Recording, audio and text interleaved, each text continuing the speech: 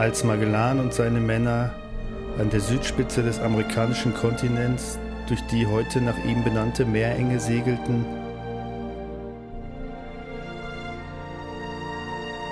erblickten sie immer wieder Flammen auf der gegenüberliegenden Insel. Es ist nicht bekannt, dass Magellan diese Insel jemals betreten hat, aber aufgrund dessen, was er gesehen hatte, gab er ihr den Namen Tierra del Fuego, Feuerland.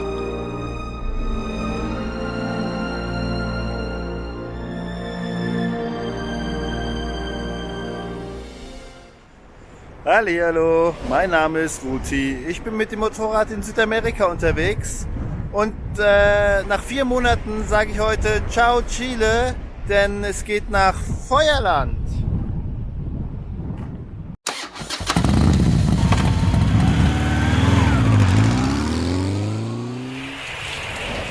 Eigentlich wollte ich schon vor einer Stunde losfahren, aber es regnet brutal. Die ganzen Tage war es schön. Gestern hat es dann ein bisschen angefangen und jetzt ist hier Land unter. Die Sarah ist mit dem Bus gefahren nach Argentinien. Und der Bus fährt zwar, aber die haben selber auch schon gesagt, dass sie nicht wissen, ob die Fähre fahren kann. Wegen dem Wetter, da muss man warten. Also ich werde jetzt hier auch noch abwarten und dann bei der nächsten Trockenphase aufbrechen. Juhu! Bis ich aufbrechen kann, nutze ich die Zeit, ein bisschen die Lage zu erklären anhand meiner Karte. Wie man im letzten Video gesehen hat, bin ich am Ende des amerikanischen Kontinents angekommen. Das ist hier. Bin hier in der Stadt Punta Arenas. Und das hier ist Feuerland. Ja. Und die südlichste Stadt, oder das gilt als die südlichste Stadt der Welt, Ushuaia. Also weit unter Neuseeland zum Beispiel. Mein Ziel heute ist Rio Grande. Das hier ist die Grenze zu Argentinien. Also Feuerland wird geteilt. Halb ist es chilenisch, halb argentinisch. Und Rio Grande ist eine relativ große Stadt. Ich glaube 60.000 Einwohner oder 70.000. Und es gibt 2 Möglichkeiten, von Punta Arenas nach Feuerland zu kommen. Einmal hier die Fähre nach Porvenir.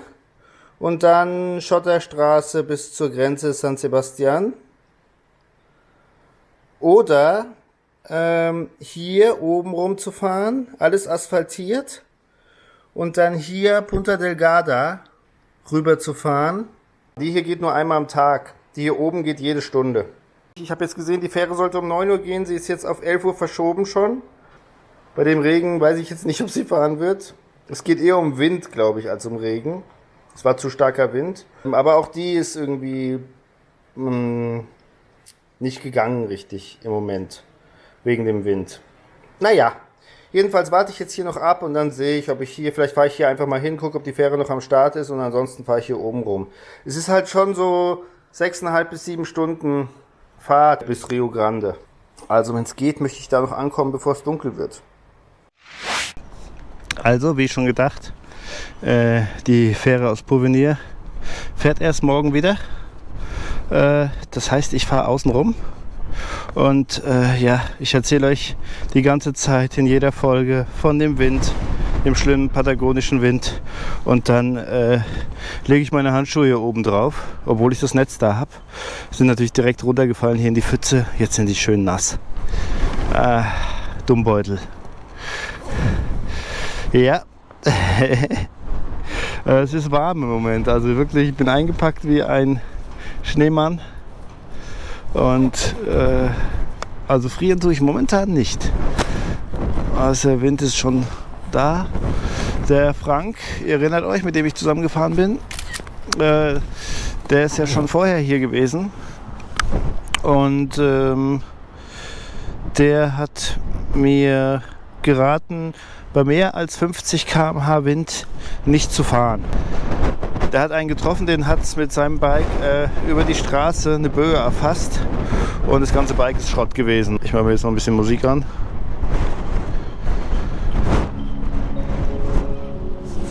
Und dann fahre ich eben außen rum. Egal. Hauptsache, Ich komme heute noch nach Feuerland bzw. Argentinien. Die Grenze hat natürlich auch nicht ewig offen und so. Ich bin 2 Stunden später dran, als ich wollte. Aber bei dem Regen, nein danke.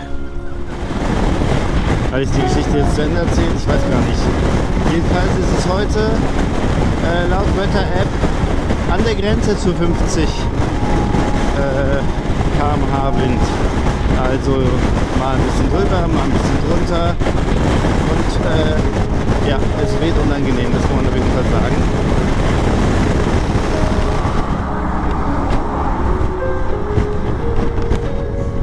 Wenn der Wind jetzt direkt von hinten kommt, das ist eigentlich richtig geil. Ich fahre jetzt 120 und ich brauche weniger als 4 Liter. Das ist bei der Tenere normal nicht so. Jetzt gerade 3,3, 118. Also ich brauche kein Gas geben. Es liegt einfach so.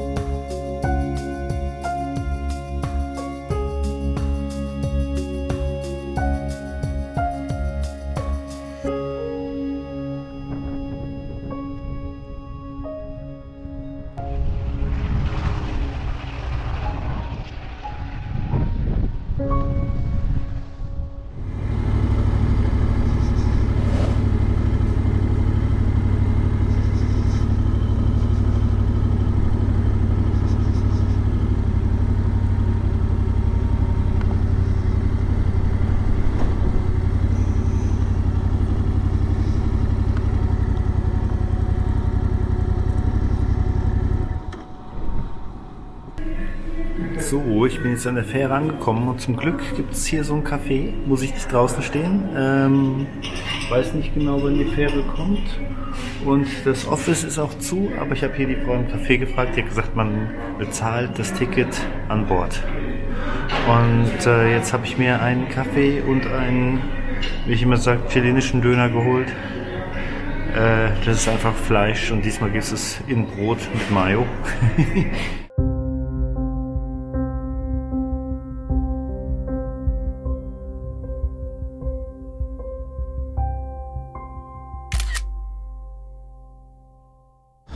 Zwei Stunden ging nix und jetzt scheint es weiterzugehen. Ich weiß auch nicht so genau. Informationen sind spärlich.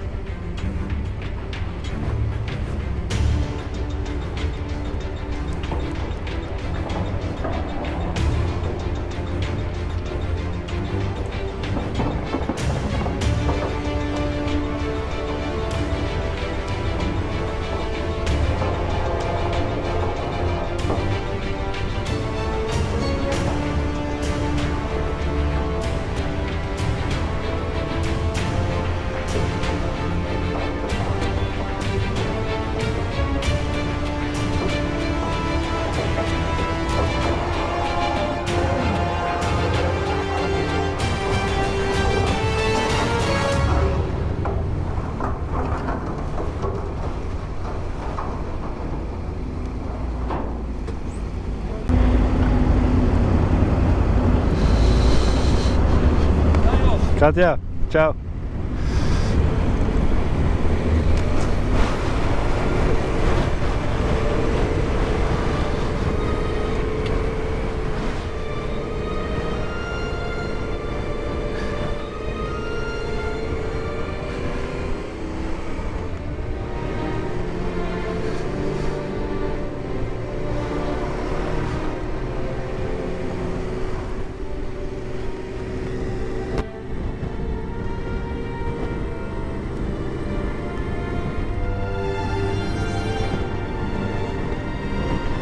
Herzlich willkommen im Feuerland.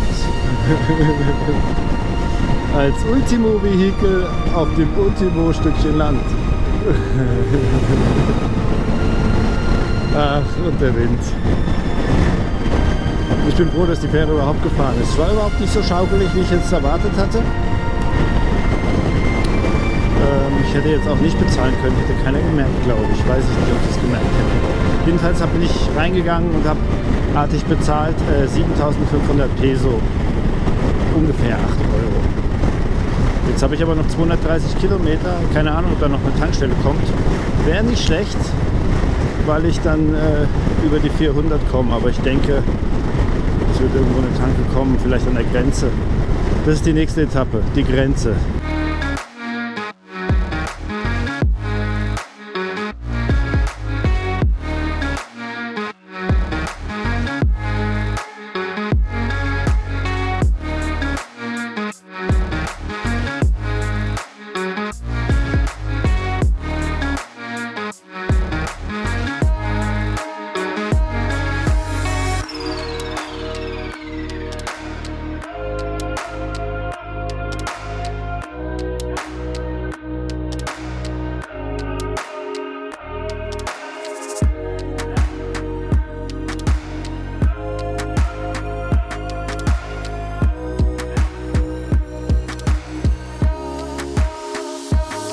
Jetzt bin ich hier wirklich ganz allein in Feuerland.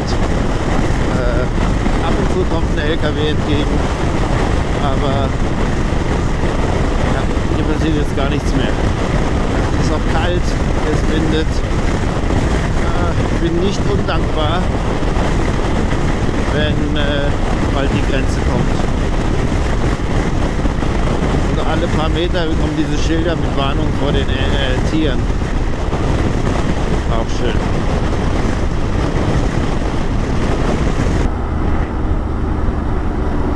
So, jetzt bin ich endlich an der Grenze. Oh.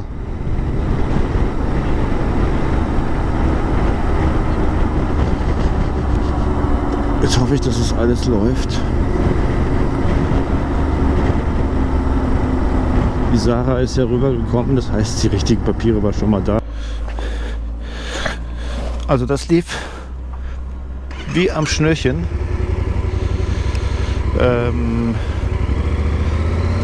5 Minuten. Ich habe länger gebraucht, meine Sachen an- und auszuziehen, als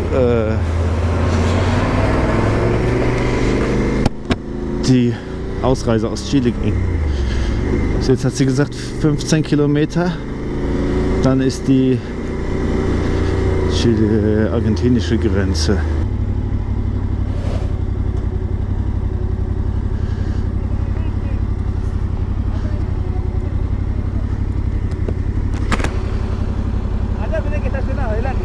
Ah, acá. Gracias. Ja, super geil. Ich kann hier einfach vorbeifahren, sagt er. Mache ich das auch.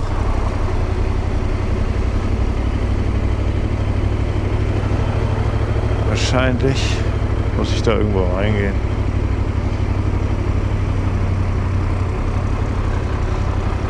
So, ich parke mal hier. Das ging auch schnell, 10 Minuten.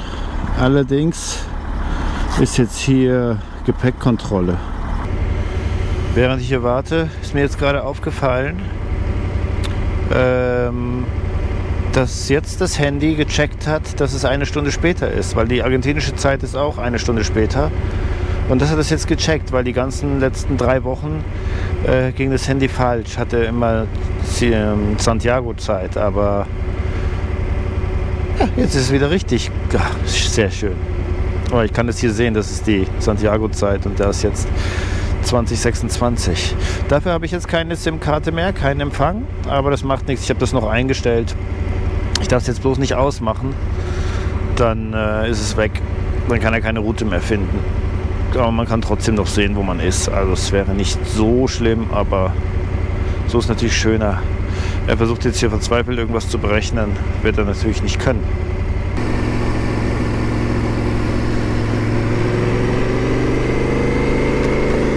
Geil. Jetzt kam der Typ raus, der drin mein Vehikel abgefertigt hat. Und da hat er mich gesehen und hat mich einfach durchgewunken. Musste mich also keiner Kontrolle unterziehen. Jetzt bin ich in Argentinien, Freunde. Ich war ja schon mal ein- und ausgereist, aber da habe ich das Land quasi nicht betreten. Jetzt bin ich wirklich in Argentinien. Und was ist hier los? Keine Ahnung, eine Stunde noch.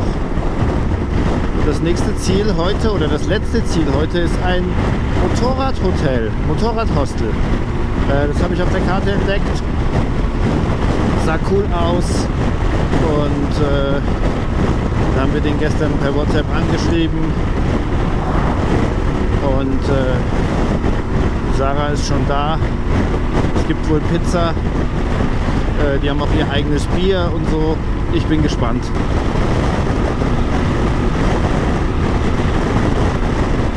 So, das Licht, was wir da sehen, ist Rio Grande. Das Moto Hostel ist 2 Kilometer außerhalb, liegt hier direkt an der Straße, glaube ich. Und ja, 10 nach 9 sollte ich ankommen. Also doch deutlich früher als Google das prognostiziert hat.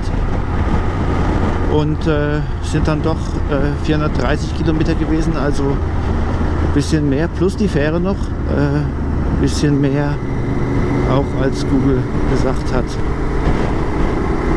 Keine Ahnung, aber so ist gut. Mehr Kilometer, weniger Zeit. Also das mit den Kilometern ist eigentlich egal, aber weniger Zeit ist gut. Ja.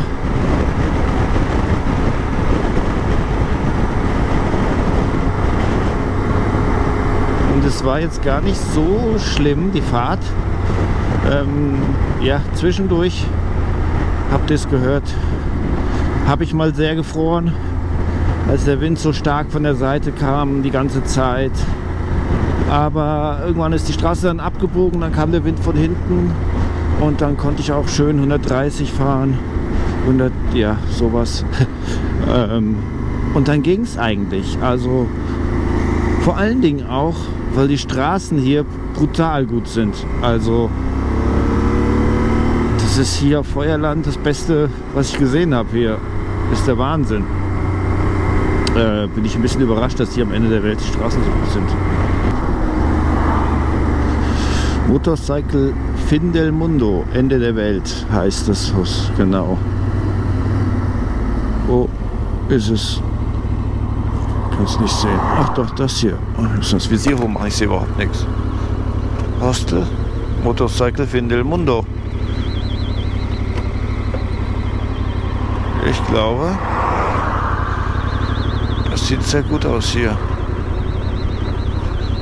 Ist es das?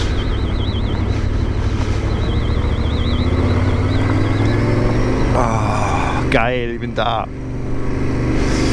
Und die Sarah hat schon eingecheckt, alles tipptopp, muss ich nichts machen. Noch die Lucy einpacken und dann war's das.